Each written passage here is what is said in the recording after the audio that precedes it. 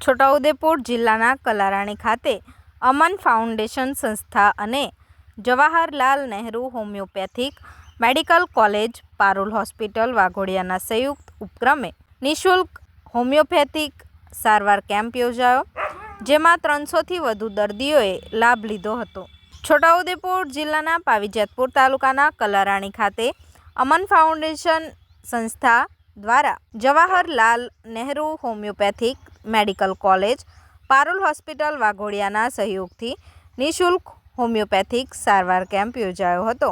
જે કેમ્પમાં પાવીજેતપુરના ધારાસભ્ય જયંતિભાઈ રાઠવા દ્વારા કેમ્પને ખુલ્લો મૂકવામાં આવ્યો હતો. કાર્યક્રમમાં ધારાસભ્ય જયંતિભાઈ રાઠવા ઉપરાંત ગુજરાત પ્રદેશ ભાજપા કારોબારી સભ્ય મુબારકભાઈ ખત્રી, પાવીજેતપુર તાલુકા પંચાયતના પૂર્વ ઉપપ્રમુખ ભરતભાઈ રાઠવા, સંસ્થાના પ્રમુખ ફૈજાનભાઈ ખત્રી, ઉપપ્રમુખ યાસીનભાઈ ખત્રી, સ્થાનિક અગ્રણીઓ નરેશભાઈ રાઠવા, રંજીતભાઈ રાઠવા સહિત અન્ય મહાનુભાવો ઉપસ્થિત રહ્યા હતા.